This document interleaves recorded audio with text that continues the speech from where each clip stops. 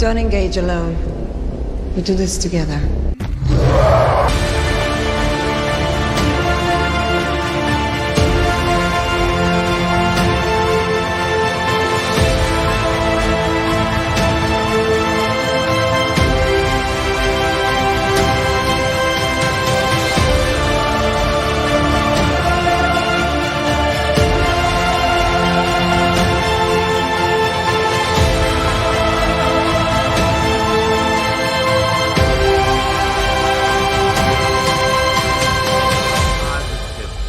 Yeah!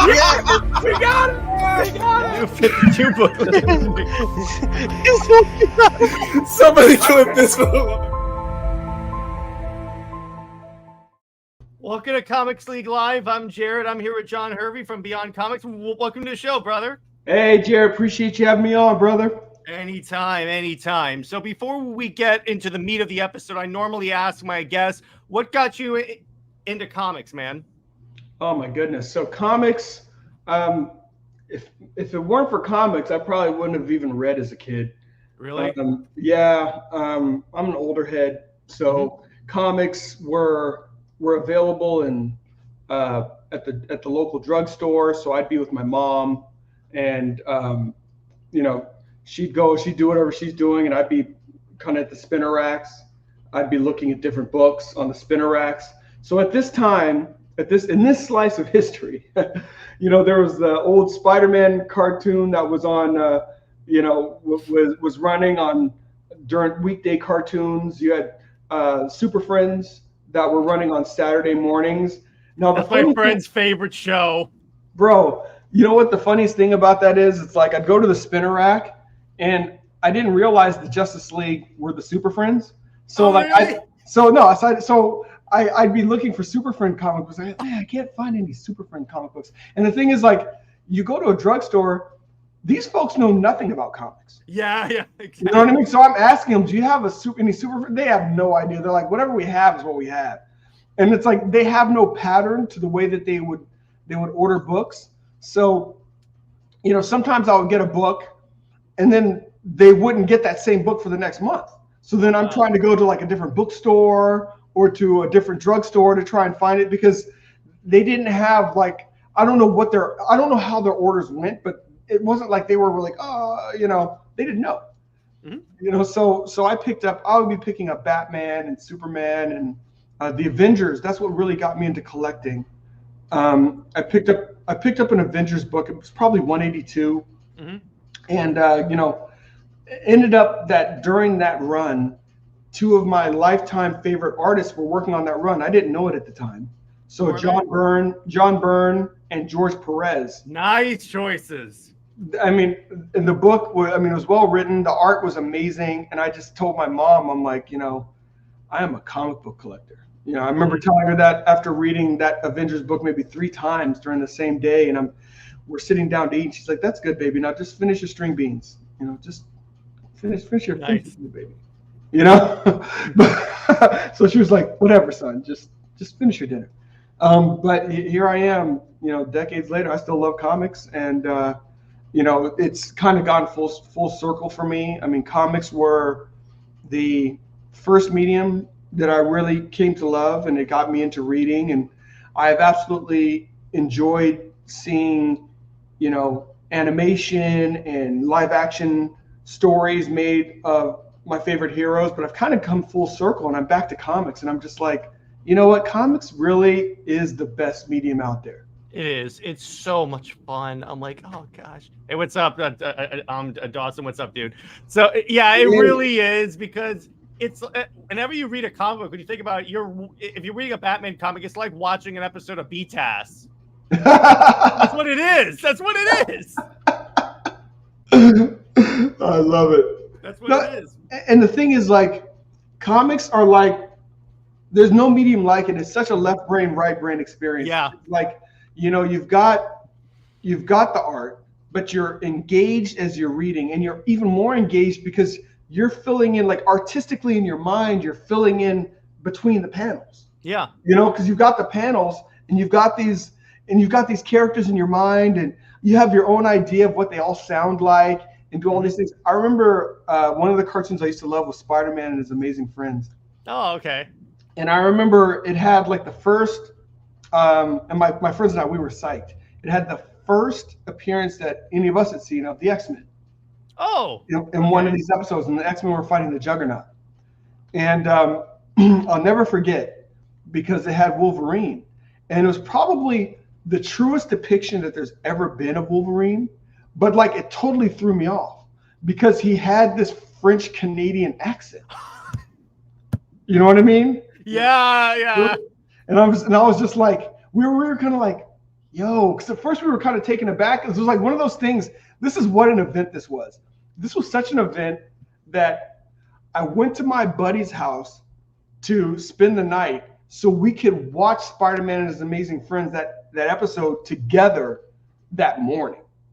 Because we already saw from the previews that this was going to be the episode with the X-Men in it. Mm-hmm. And we were both kind of like taken aback a little bit, but then we were like, but we've been reading X-Men at that point, but we're like, he is French Canadian. So that is pretty accurate.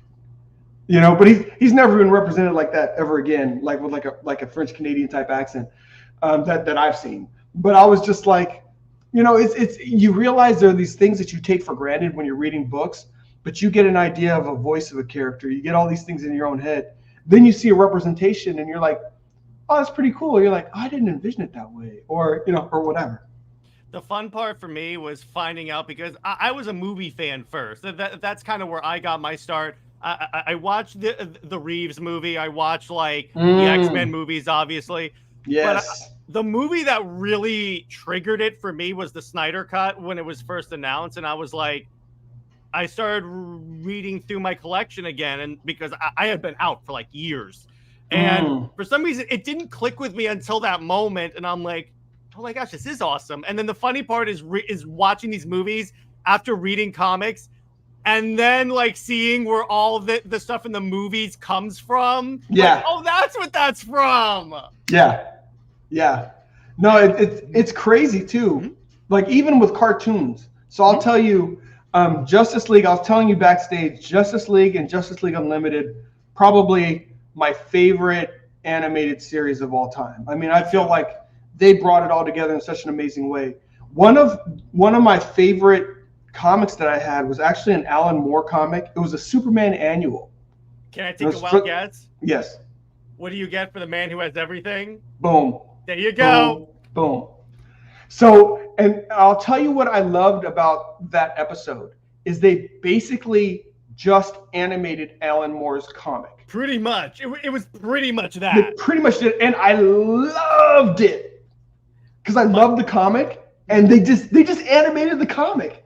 My favorite is when Superman gets out of the dream and he beats the crap out of Oh yeah, he's like burn. But my favorite part of that series is the end when Superman does the whole "I live in a world made of cardboard" speech, and he punches Darkseid through a unleashes. Oh my! He's like, "No, you could." Normally, I hold back, but you can take my full strength. So let's go, dude. Yeah. And I was like, "Oh, Jesus, this is badass." Because I love when they can depict Superman as a badass and not like the stereotypical. This was like a job for Superman. He's like, "No, I'm gonna beat you up." Yeah, he's like, and the great thing about it, I mean, I love that so much because you realized it spoke so much to Superman's character. Even when he was fighting these other villains, he knew the danger of unleashing his full power. So he didn't, because he's Superman, because he's good like that. Yeah. And then for him to finally and Darkseid realized, man, I thought I knew what I was up against. He's like, now I'm finding out. Now I'm about to find out. For him to be able to body Darkseid, because Darkseid's no pushover. Yeah. He's the closest they have to a god, and Superman punches him through 3 buildings. Oh, Superman gave it to him. Oh, that's like in the Snyder Cut when he shows up to fight Steppenwolf, the axe comes down, it just hits him in the shoulder, and he goes, "I'm not impressed." Yeah. It's like these guys found out. This is Superman for a reason. Now, on the show, the audience knows my one ding on that is how hard Bruce Timm apparently tried to push Batman and Wonder Woman together. It doesn't even though make it makes sense. literally thank you. It makes literally no sense. It doesn't make any sense at all. You know, I mean, on so many levels. Yeah. from a character level, from a physiological level, from any level. It just doesn't make any sense. And I told you the inevitability. I like the fact that you have Superman and Lois, you have Wonder Woman and Steve Trevor, but it's like you go down 100 years, 200 more years. The inevitability is Superman and Wonder Woman. Yeah, because at that point they're like everybody else is dead, or we've lived 2 lifetimes with 2 different folks. You know, Diana's still here, Kal-El's still here. You've been fighting crime together for centuries. Case in point, whenever they do an Elseworld story where Lois Lane like dies, like Kingdom Come, he ends up with Wonder Woman. Always. He always does, and that's why I'm like. And plus, here's the other thing too. I ask non-comic book people that know who these characters are, like my mom, and she's like, "Yeah, it makes sense."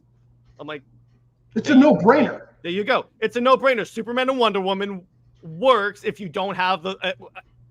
Assuming that Lois Lane is not in the way, that's the other thing my audience knows, that I cannot stand Lois Lane as a character, but that's a conversation for another time. But the point is, it's like, it's like peanut butter and jelly, dude. It's like peanut butter and jelly. Hey, what's up, Faladia? But I'm just like, hey. But and DC did this in the main continuity, and that was like one of their top-selling books with like 100,000 pre-orders. When was the last time a Superman book had 100,000 in sales? Hey, what's up, Edwin?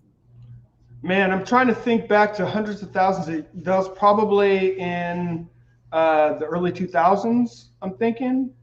If not that, maybe the Death, maybe.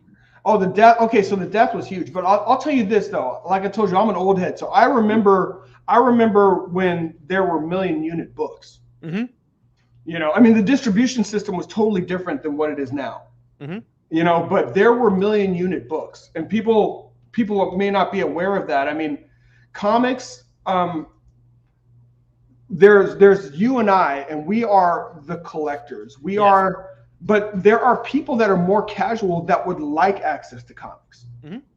You know, so when you have like a million-unit book, that means this is newsstands. This is just folks like, hey, you know what? They get a copy of Superman, cool. That's why you hear all these stories of folks who, my comic collection was in my attic, my mom trashed it, or you know, that's all that that kind of moment. Oh man, my uncle was telling me about the comics he used to have, and I'm just like, what happened? He went into the military in the '60s and just threw them in the attic, and grandma just, you know. Oh man, I spent a year trying to convince my parents that comic books were like actual books and not like kids stuff. And I'm like, if you think comics are really just for kids, and you obviously haven't read like Blackest Night or anything like that, because I'm like, they're eating people's hearts in that book. That's not a kid's book. But you know, the funny thing is, even if you look at the books like from the 70s and the 80s, so like I got these books as a kid, but it's one of those things, it's kind of like those old Looney Tune type commercials, cartoons. You enjoyed them. Then when you got older, you started to understand the innuendos more. You started to understand. So it's like these books were written in a way that they were accessible to anyone, any age. But then as I got older and reread them, I'm like, oh snap, I didn't realize this. I mean, I didn't see this attraction here. I didn't see this, you know, because, you know, I was a kid. You know, I just saw the parts that I saw, you know, and read the parts that I read. And so I think that is, you know, comics they're applicable, you know, across genres. You know, if you want to do something crazy and, you know, that's just, you know, super bloody, that's fine. If you want to do something that is, you know, geared to a more general audience, that's fine too. And sometimes you can do things that have heavier themes, but you can deliver it in a way that a broader audience can still see it. Hell, if you look at the comic story Civil War, you could take that as just Captain America and Iron Man fighting, or you can take that as like an analogy to like post 9/11 America or anything like that. That's really the best part about the comic book medium, is that it's so broad that you can put like so much stuff in there, and then as you and then it's one of those things where it aids in readability, because like you said before, as we get older and we reread a lot of the old books, we're like, okay, I see what they were really trying to say there. Yeah. And when you realize, it's funny because, like, you know, at the end of the day, we just want well-written stories. Mhm. And it's like, you know, I got a book with some old Hulk issues in it, like reprints of old Hulk comics. And it's like, man, you read those and you realize that Hulk is a kind of, in those, he's kind of almost like a gamma ray Frankenstein monster. You know, it's like he represents like nuclear fear, like fear of nuclear power. Yeah. You know what I mean? And you see these different things in these books. I mean, it's still fun. You know, and I'm sure when those folks read them as kids, it was just the whole, you know, doing whatever, beating up the Abomination, beating up the Rhino. But you go back and you read it and you're just like, man, there's a lot more underlying this. Yeah, and it's like particularly with the Hulk, because one of my favorite moments is when he shows up in World War Hulk and he's like, okay, you guys screw with me, I'm gonna wreck your day. And like all the Avengers try and attack him, but they're the Avengers, so against the Hulk, and he just like wipes the floor with them. Yes. It's I really wish we got that as a Hulk movie, but they kept wasting the character, and now he's like Smart Hulk, which I'm like, the minute I see Hulk in a hoodie, I'm like, nah, I'm not digging that. No, I mean, that character had so much potential, and I know that there was some studio things going on as well in terms of rights, but you're just like, nobody wants to see Smart Hulk. That's why that never sticks in the comics. They do that every once in a while, and they just realize this is not what people pick up the Hulk for. So he turns into a rage monster again. Yeah, and because that's what the Hulk is. It's just like, yeah, you can have these temporary changes, but there's a point where you have to put them back the way they are. And that's like my problem with like a lot of comic book writers today, is that they leave them in that broken state, if you will, and then just like move on. And I'm like, well, wait a second. You made this change, okay, that fundamentally changed the character. You have to put him back, like making Captain America a Hydra agent. You know what? But there was so many fundamental issues about that. I mean, it's like, first of all, Cap would die before he became a Hydra agent. Yeah. So it's just like, even going and making him, you know, renounce that. I mean, you damage the character when you do things like that. And I get it. It sells books, and that's what they're in it for. I'm not mad at that. No. But I mean, but as somebody that actually, you know, has grown up loving these characters, you're just like, Cap would never do that. Particular character that was created to galvanize America to go fight Hitler. So I'm like, wait a second here, this doesn't work. Plus the fact it turned a lot of people off from Marvel. One of my co-hosts, he doesn't buy Marvel anymore because of that. It took years for me to pick up a Marvel book after that event, because I'm like, wait, what? Yeah. And then you have like the female Thor, the Amadeus show, that they were changing all the characters, the D-listers, and I was like, this isn't Marvel anymore. I was like, you know what? I'm just gonna read back issues where I can have Tony Stark and Thor, actual Thor. I'm just like, oh God, come on, guys. It's really simple. Yeah. You give the people what they want. They buy the book. Isn't that kind of funny how that works? Yeah, and that gets lost. So don't ask me how, but that gets lost. You know, and you're just like, wow. I know. So tell us about Black Tiger. Black Tiger is, man, this is a story that I absolutely love. It combines different genres that I love. I already kind of said that comics are my first love, medium of first love, and kind of done a whole 360 and you know, right back to my first love with comics. You know, growing up, comic books, Hong Kong martial arts movies, because Hong Kong martial arts movies, I mean, back in the day, those were like the closest to live action superheroes that there were. I mean, they kind of were. You know, these guys can jump super high in the air and, you know, do all these flying kicks and, you know, do all this supernatural stuff. So I always had an affinity for martial arts. And then as I got older, I started practicing martial arts. And just the beauty of comics is that you can amalgamate all these different things that you love. So with the Black Tiger series, you know, you have you have a city, and you have it starts off with Black Tiger as kind of the linchpin of the city. You've got a metahuman contingent, which is very much an ode to the Morlocks. You have a police force which is underfunded, and they end up becoming privatized. So they get all this technology to deal with metahumans, but it comes at a price. You have different contingents like the Organizatia, which is basically bionic ex-KGB Russian thugs, because they're awesome. And then you have a whole nother mystical element of mystical martial arts. That's where Black Tiger comes in. That's where this whole concept of the hidden dragon comes in. So you have these different totems, the dragon and the tiger.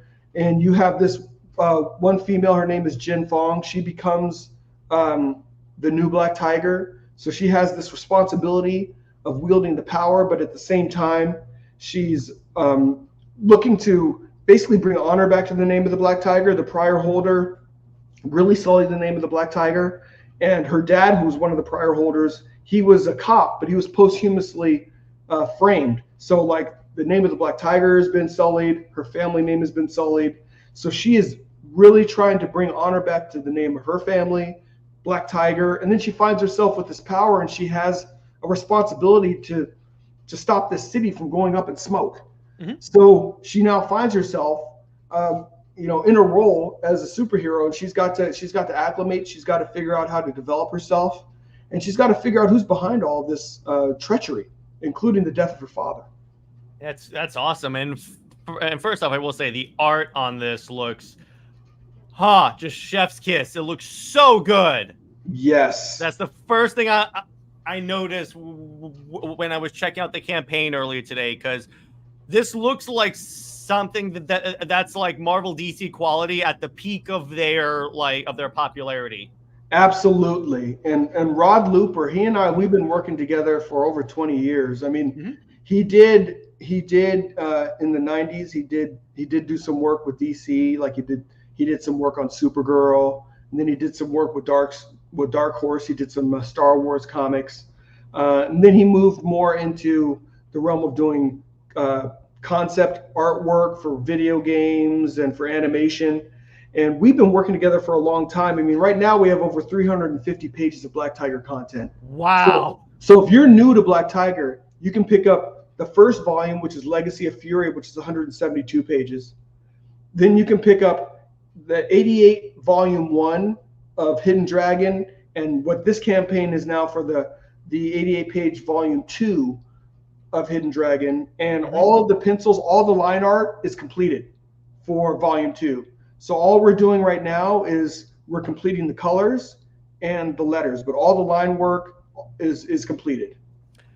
Wow, and that's honestly a good way to go get all the long stuff done now. So so when you start advertising it, you can tell your audience, hey, we're almost done, so it's going to be a short time until you actually get the book. But I want to go back to what you said about being able to combine genres of comics. And the cool thing about that, here's an advantage comics have over like movies, TV, or video games.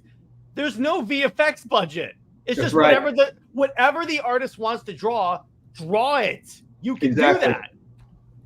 That's why comics should never be scripted like a TV show or like a movie, because at the end of the day, your constraints are maybe page rates and imagination. That's it. And if you look at comics from back in the day, like one of the things I enjoy, like when you read like some of the old Fantastic Four, like in reprints, like the Jack Kirby, man, those guys in 22 pages, 22 or 24 pages, they're on Earth, they're in space, they're underground, they're in the microverse. That's all in one issue. Yeah, I was reading Jack Kirby's New Gods, and yeah, it's like you have all this big bombastic action, you have all these moments, and it's just like they really it's like and the way Jack Kirby draws is like one of the like I would love to get like a TV screen into that man's head when he was drawing, because all this stuff I'm like, how the heck did you see all this? I know. You're like, this is crazy.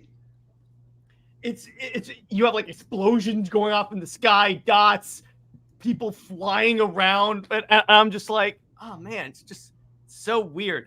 But the other thing I like about like say comic book art, depending on the artist, and this has that, and a bunch of indie books have it, is that I like artists that are very detail oriented in how they like draw, because even here you can see the lines from the TV screen, or it's like in when EVS was doing Green Lantern, he like drew each of the different constructs like very, very meticulously detailed, so each one looked unique, and that really. Again, this really makes it really, when you think about it, comics are a static animated series when you think about it. Absolutely. I mean, it's and that's, I think that's the reason why in the 60s they made those Marvel animatic cartoons, because the comics they easily translate to that kind of almost like an animatic. Mm-hmm. Yeah, exactly. And it's like, and that they have, I believe they have done it where they take like old storyboards and turn them into comics. Right. Absolutely. Because there you go. The panels are actually laid out, so that there you go. Just go off of that and just actually turn it into this, and you're good to go. Yeah, and I kind of felt when I was watching that one episode of Justice League Unlimited that they use some of those panels from the Superman annual as like the foundation for how they were setting it up. Yeah, you know? 100%. And I loved it. I absolutely loved it. The other animated project that DC did that I think was well done is Superman Batman Apocalypse, because what they did with that one, so it's based on the Michael Turner book. And the art style in the animated, they took Michael Turner's art style and adapted it into the animated movie. Everyone looks like they were Michael Turner characters. And I'm like, why can't they do more like that? Right. Yeah. Absolutely. Here's my problem. The potential is there. They're just not using it. Yeah. And it's like, they have large volumes of content, and I'm not too sure if they have a lot of folks that are actually fans that actually are aware of, the depth of content that they have in, right there. I mean, if you look at some of these movies, I mean, look at like the Marvel movies. I mean, a lot of those first phases were just based on comics that had, and that's why they were so good. They basically, took comics, maybe modernized them a touch, and then just brought those comics to life. I mean, hell, the best Marvel movie, what's often ranked as the best Marvel movie is Captain America: The Winter Soldier. It's for the most part that comic book storyline. Yeah, and it was awesome.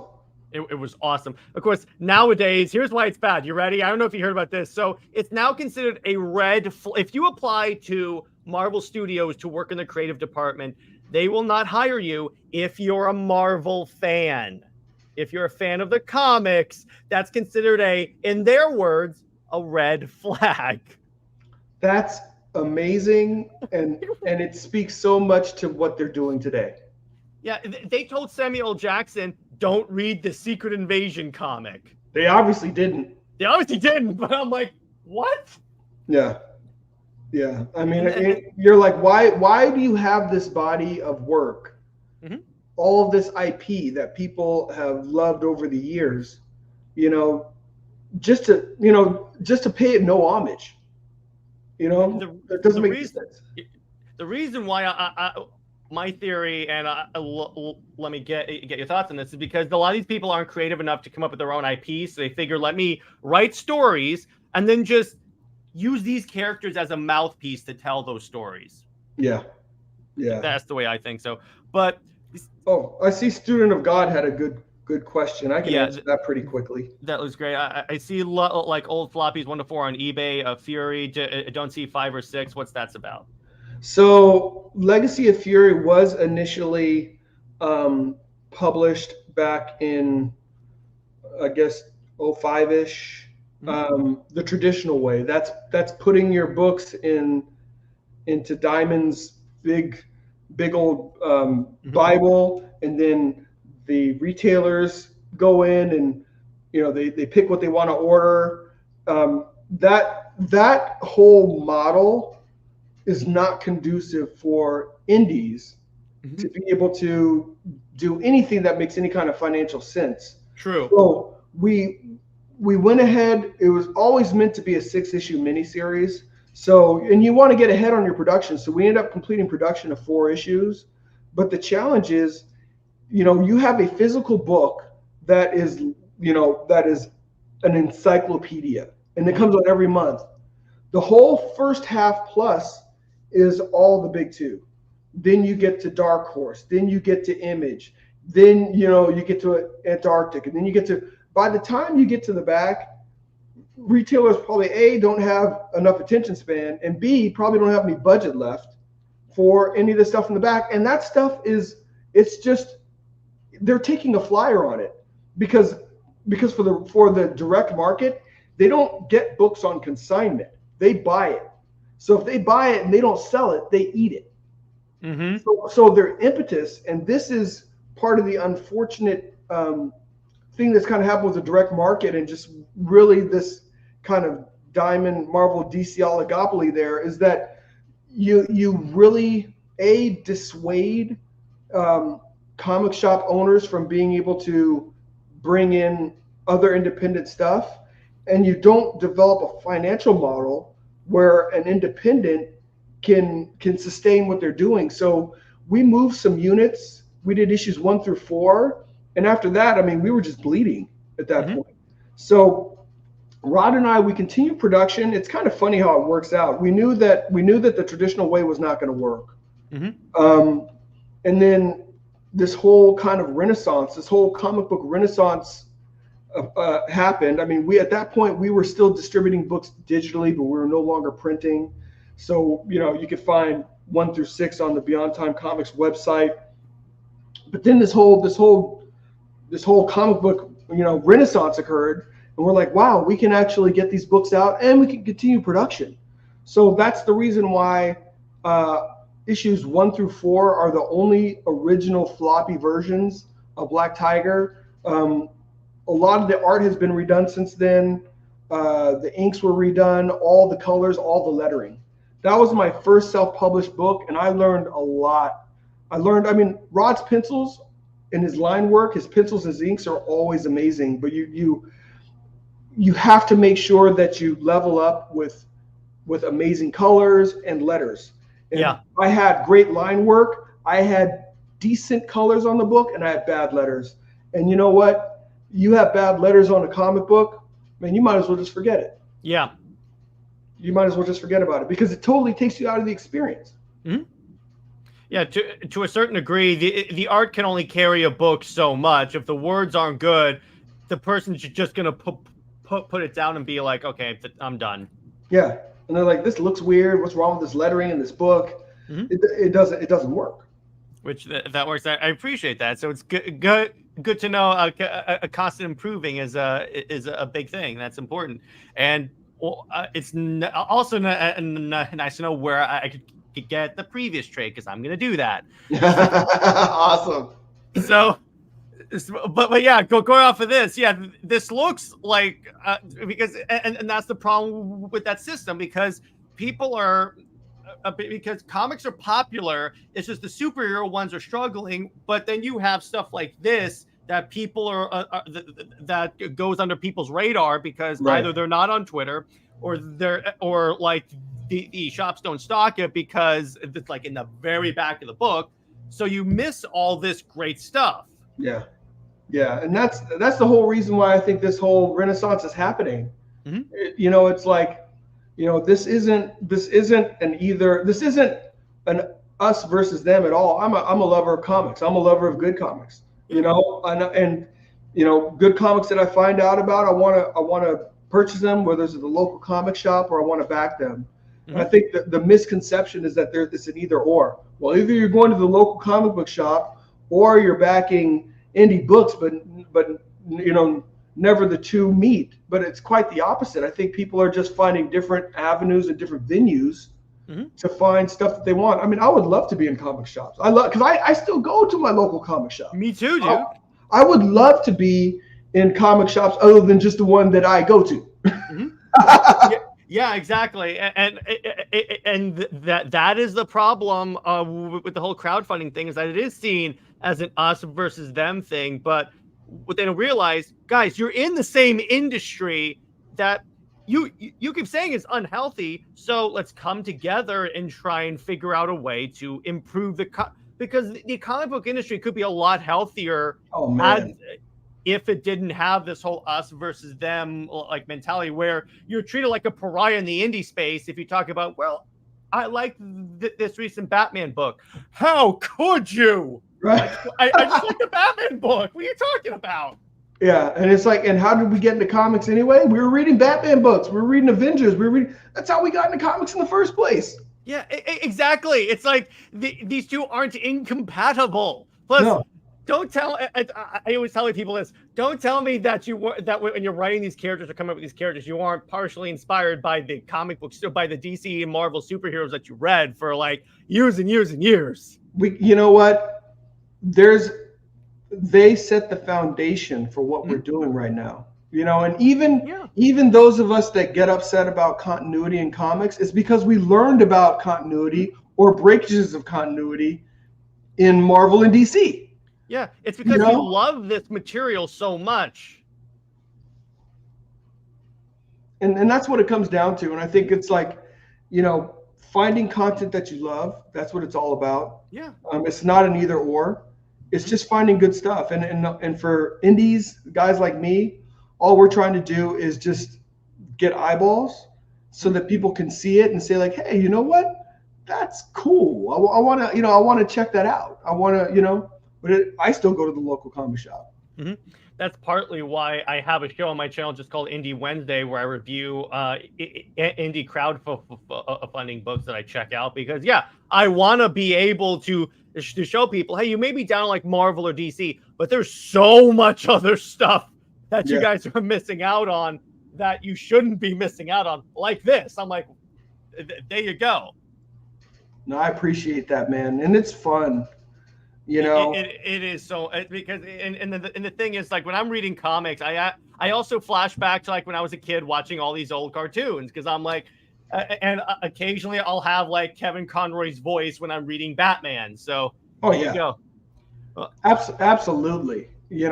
Student of God has a pitch. My pitch, Black Tiger's been around for 20 years. You can claw your way through 350 pages to read that right now. All right, Student of God, you're about to see your pitch on Twitter.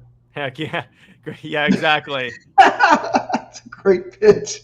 And that is a good one. That is a good one. What? But honestly, that's one of the things that I love about this community is like you have people that love comics and have tons of insight, and people share. They're like it's a very close-knit community. Yeah, they're like, oh, you should pitch it that way. I'm like, yeah, you're 100% right. That's a great pitch. There you go.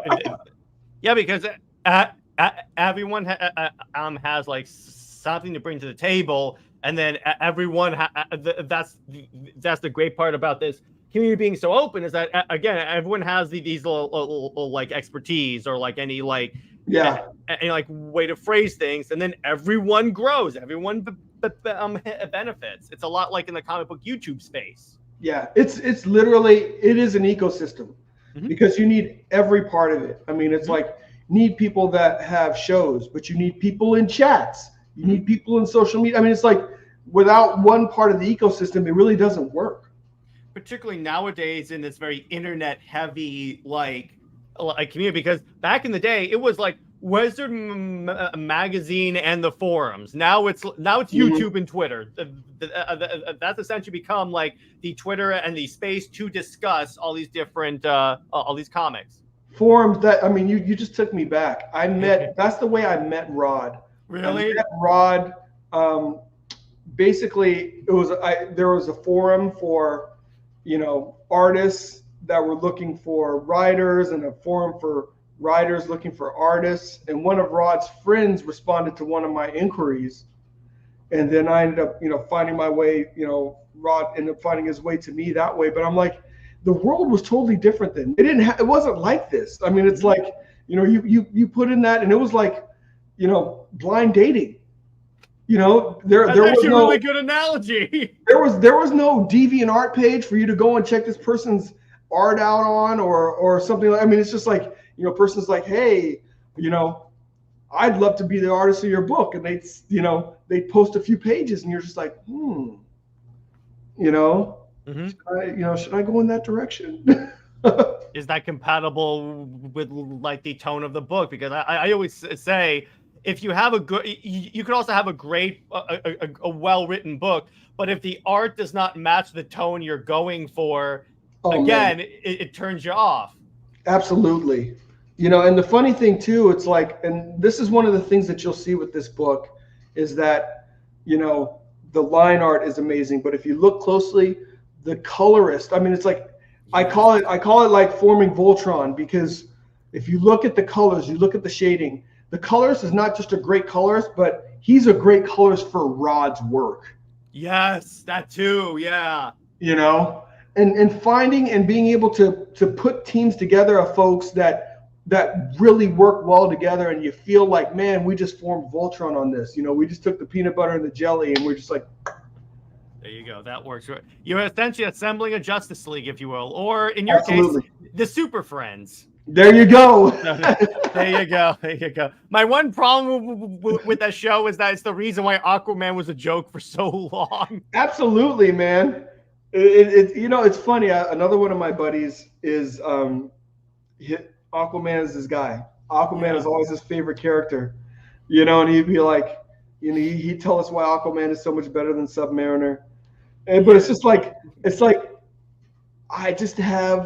I mean, my first exposure to Aquaman was on the Super Friends. Him surfing on the dolphins, going like, it's Aquaman. My dude rides seahorses. It's cool. He talks to the fish, but that's about all he really does in Justice League. I mean, in Super Friends, you know? So they did him a disservice. What'd you think of Aquaman in the movies? I thought Aquaman was cool. You know, I mean, it's like, you know, what I liked about it was something very similar to kind of what Bruce Timm did. It's like, you've got these guys that are, you know, they're living in the deep sea, so they are super strong. Yeah. They're big, they're strong, and you have this depiction, because I always had this idea kind of from the Super Friends that Aquaman was maybe a little bit bigger than Robin. But, you know, you realize that Aquaman is a big dude. Exactly. He has to be that big. He has to be a big dude. And you're just like, that's cool. I was like, that's right. That's right. Plus, they kind of made Aquaman more like a jokester and a brawler. And I'm like, they made him a badass, really. It's like in Justice League where he's surfing down on the Paradigm and he's like, yahoo! He goes right through the building. That's because that's Aquaman. I mean, I know, like, in the movie he kind of becomes more of the Aquaman that we know, but he's not the Arthur Curry that we know. He's not the king of the seven seas. You know, that guy is that version of Aquaman. He's like a different kind of guy. The reasoning being with that, the way I always explain with the movies is that they were essentially showing all these characters' origin stories, and then because in Aquaman 1 he became the king of Atlantis, and hopefully in the new movie they don't like destroy that. But it's like the point is what Zach was doing is he was establishing like the foundation of the universe for other people to come in and then take these characters in these directions. Yeah, absolutely. Unfortunately, the movies didn't exactly turn out that well, but that's up to Warner Brothers. So there you go. Yeah, that was a challenge. I mean, it's like, you know, they were trying to do in one movie what Marvel did in like 6. You know, with like introducing characters and you know, so by the time the team is together, you already know the members of the team. So you're not, you know, it's not just a complete, you know, who's this? You know, well, let me show you this person's origin. Let me show you this person's origin. Mm-hmm. You know, and it's kind of funny. That's what Zach wanted to do. He kept telling them, you have to do it this way. And they're like, no, we need the Justice League now. And he's like, oh, that's why we went from Superman, BVS, Justice League. Yeah. And he was like, you realize this is not going to work out that well. So there you go. Joke's on them. And in that case, I'm going to play this very special clip that we always play on Comics League when we talk about Warner Brothers. Yeah, second Warner Brothers. There you go. That's my favorite clip to play. That's my favorite one. But yeah, so go back to what we're saying. Yeah, the line art and inking on this. Speaking of the inking, is like, it's again, it is like forming Voltron, or in my case, a Megazord. So it's like, oh geez, Yeah. it just looks the rain, everything. Again, I like art that is very detailed because it really draws you into the scene. And Yes. this is 100% that, 110%. Yeah, no, I appreciate that. And that's kind of what we wanted to bring to the table. You want your panels to be like mini masterpieces. Yes. You know, so it's like, you know, people should go through the book a couple of times. You should read the book, you know, just because then you should go back through it because you want to just soak up the art. And you should be able to go back through it and just say like, okay, well, you know, there's 350 pages of Black Tiger and there's a lot of interconnectivity. You know, how are all these things playing together? And there are other books in the Beyond Time universe that have, the way I try to write all these different books is I want it to be such that you can enjoy that one adventure and not feel like you have to go and get the whole breadth of stories. But if you do get the breadth of stories, you'll get a bigger picture of what's really going on. So you will get things, you will get value. But I'm really careful to write it in a way where it's not like, I don't understand what's going on here because I need to go pick up this other book and that other book. And I know there was a phase in comics where they were just crossing everything over and making you get cross books. And I was just like, now I'm mad because Marvel did an event called King in Black, which was supposed to be like this big Venom story. Literally every Marvel book had a tie-in for it that included key plot points. And you're like, I can't even fully get into the story without getting all these other titles. You know, so it's like you're forcing my hand to get these other titles, and that is not a good consumer experience. No, it's not. And yeah, that's why the best way to get you have to treat these stories like standalone stories that can then be added on to by other stories, because that's partly how all this stuff got so popular, because like in the olden days of DC, you could read just Batman. Yep. And then occasionally there'll be a Superman thing to show you, hey, these books exist in the same universe. And then Wonder Woman was added, and all these different characters was added.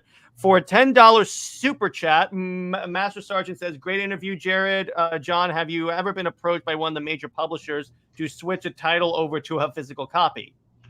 No, I have not. I mean, I started my career, the first time I was published was through Image. I worked with Motown, actually had an animation and comics division. So the first time I was published was doing some editing and then doing some writing for them. But in terms of my own content, I've never been approached by a major publisher. And I've just been kind of keeping my head down and doing the indie thing. I mean, I really love this.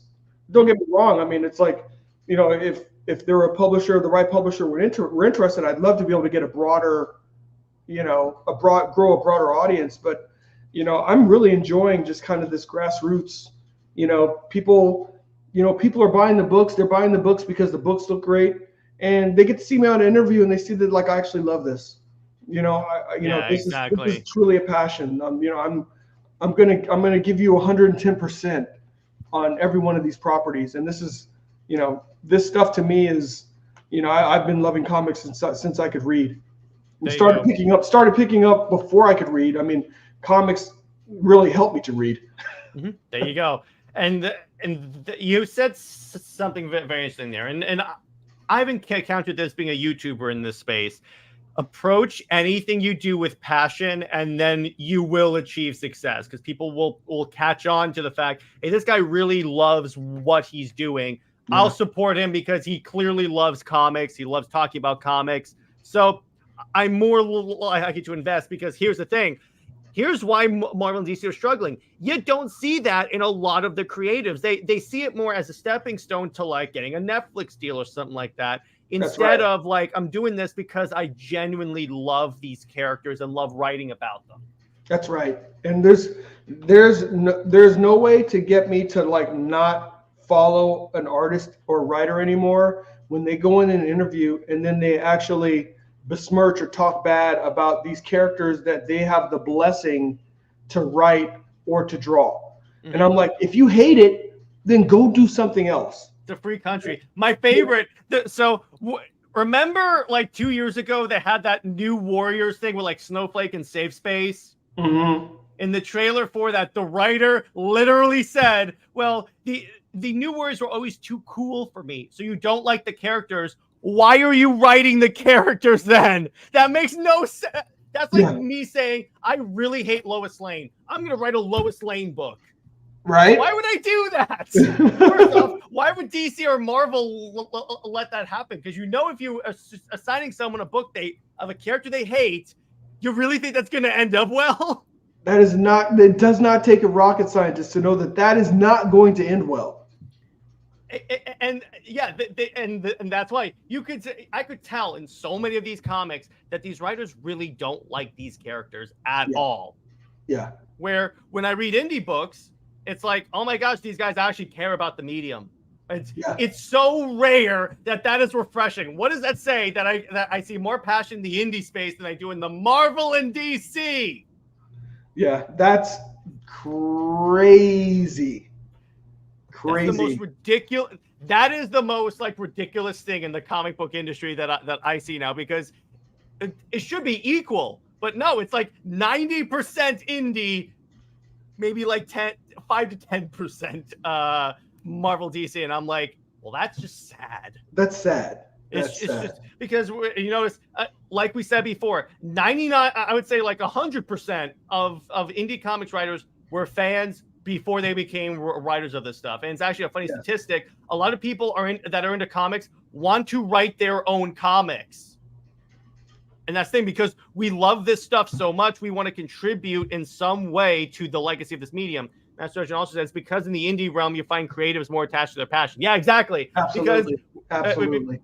Because it's still a job, but it's more. It's also a passion project that you add on to that job.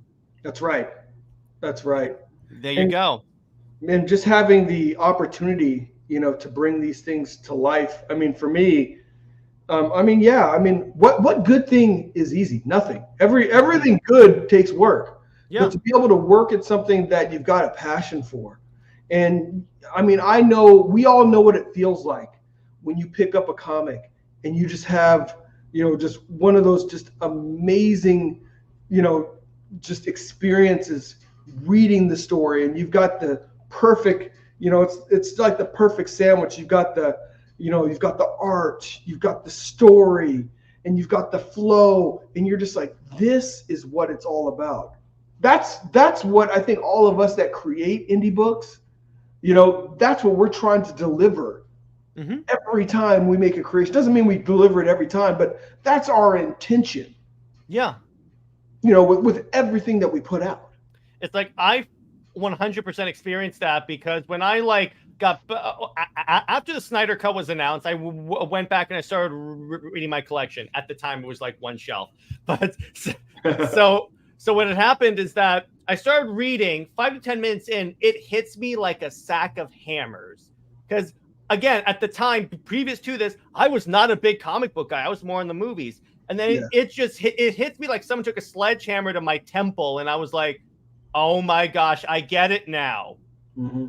And it's because I was reading good books, and I'm just like, you really can't buy an experience like that. Well, actually, yeah, you can. It depends on like if there's passion in the book. So actually, you can buy an experience like that again. So I'm like, okay, there you go.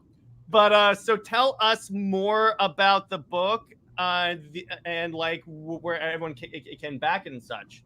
So the book is live on Indiegogo. So, if you love superheroes, mutants, martial arts, it very much has, there's intrigue and very much kind of a detective story underlying Black Tiger. So, I mean, if you love those elements, and a lot of this is about revealing, you're learning more about Black Tiger power as the new wielder Jen Fong is. So you're getting the revelation about the Black Tiger power. You're getting revelation about its origins, and it's drawing you closer to what's going to be a big conflict with, what is called the dragon.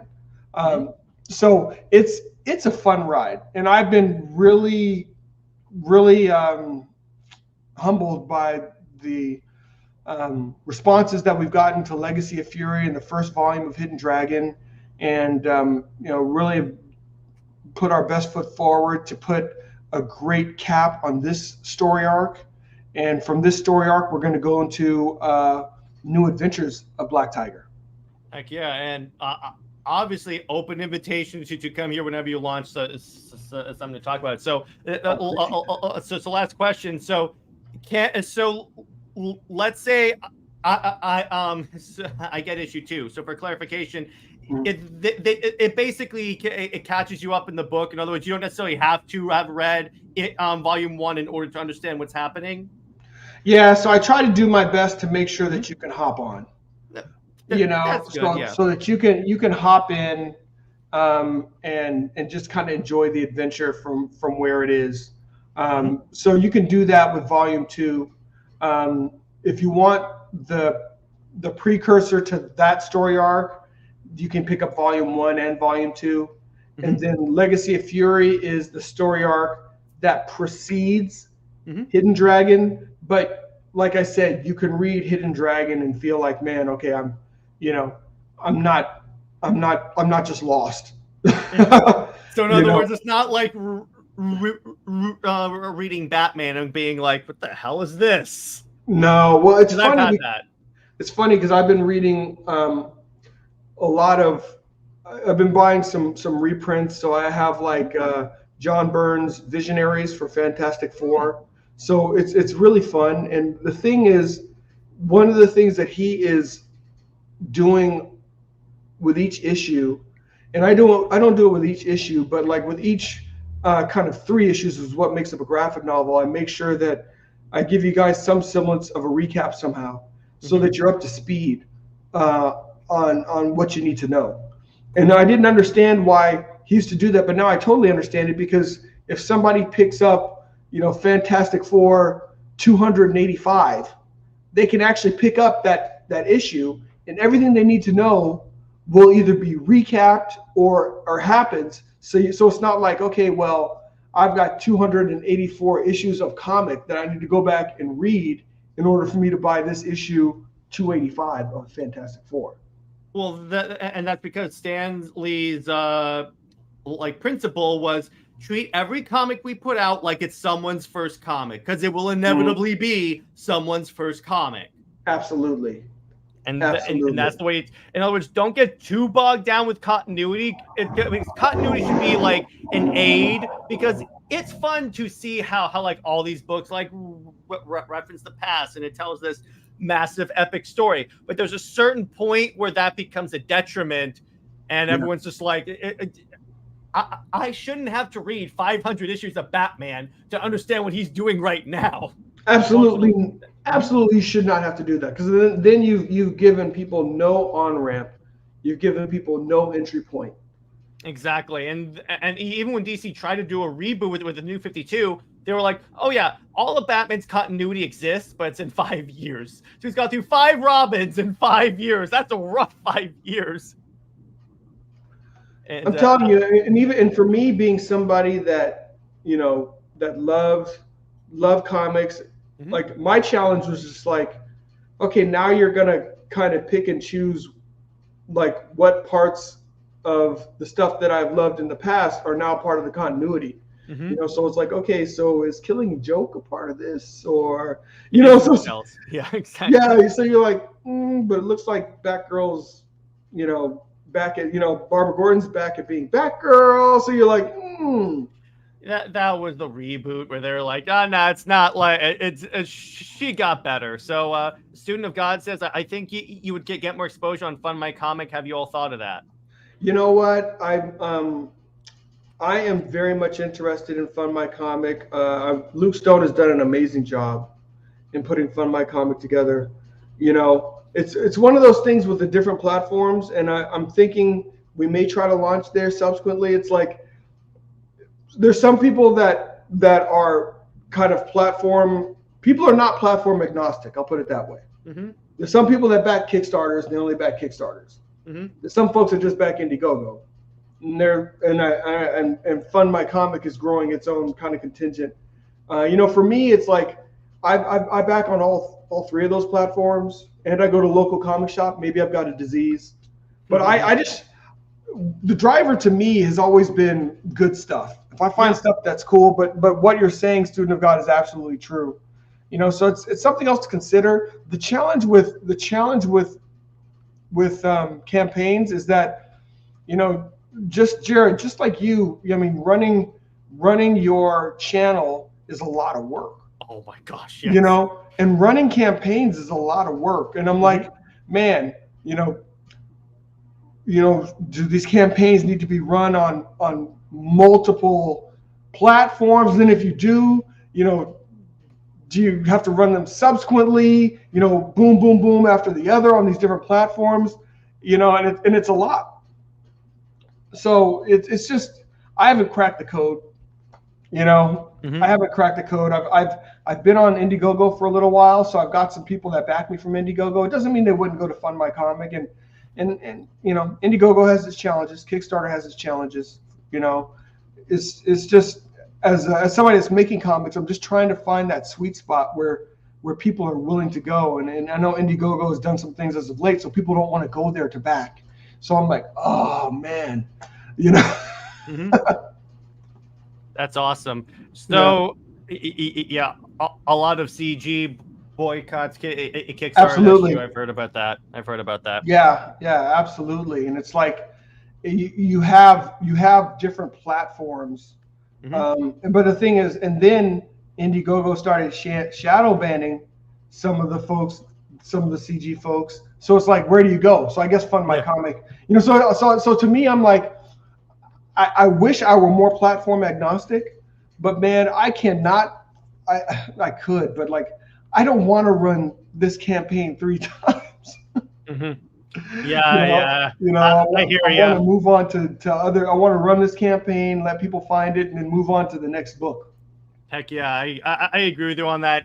Because trust me, running a YouTube channel is a lot. Oh man, you guys watching have no idea what goes on behind the scenes. I'm just gonna leave that there. But John, before we wrap up, you mentioned backstage you had something you wanted to debut on the show. I do. And let me see if I can not boomer this. Okay. Here we go. Let me share my screen. And there we go.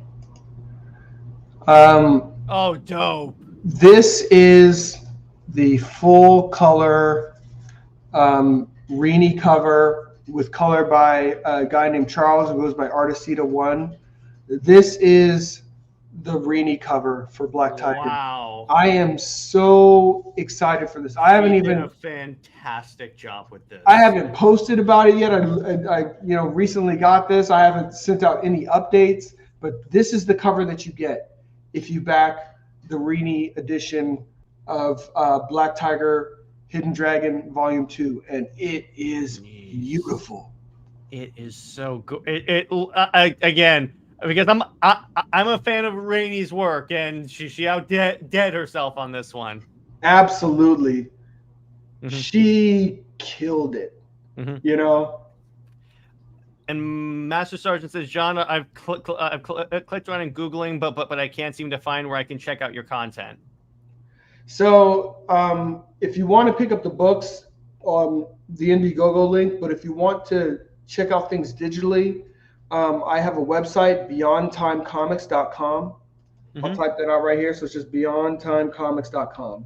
Yeah. And from that website, it'll point you to, I wasn't able to do that. But it's beyondtimecomics.com, and it'll point you to everything Beyond Time related. So it'll point you to the campaign. It'll point you to prior campaigns, because this is just one property in the Beyond Time universe. There are 2 volumes of Magna, which 132 pages of comics that have been released. Yeah. A volume called The Posse, and this all happens in the same universe. That is so cool. I love it when I see people building their own like universe, because that's the competitive advantage that comics have over like a manga, because you do have this like massive universe where everything crosses over. Absolutely. And like you said earlier, I mean, it's like, our constraints, maybe some page rates and imagination. That's it. So these comics are, they span all over the world. You get, just high levels of adventure and intrigue. And to me, that's what comics are. They're supposed to be entertaining. They're supposed to take us, to a different place, and that we can just really say that, man, that was a great adventure. That was a lot of fun. Heck yeah. So on that note, I think it's a good place to wrap it up. John, thanks for coming on, and remind the audience where they can find you. You can find me on Twitter and on Instagram at Beyond Time INC. That's at Beyond Time INC. My website is beyondtimecomics.com. You can also find me at Beyond Time INC on YouTube. Myself and Adam Lawson, who's a big time creator, he's done some really good books like Kill Journal and Kids and Monsters. He and we had started doing a show. It's called That's Rad. So so all we do is talk about things that we think are cool, comics that we think are cool, whether they're indie or mainstream. He recently had a kid, so we've taken a hiatus for about a month. And we'll be back, though. We should be back starting in October. And we'll have to have you on sometime, Jared. I mean, literally, all we do is we bring rad stuff. So it's like indie, mainstream, it doesn't matter. It's just got to be rad. I'm down. Let's do it. I'm down. So on that note, everyone, stay heroic, and I will see you in the next episode of Comics League. Bye-bye.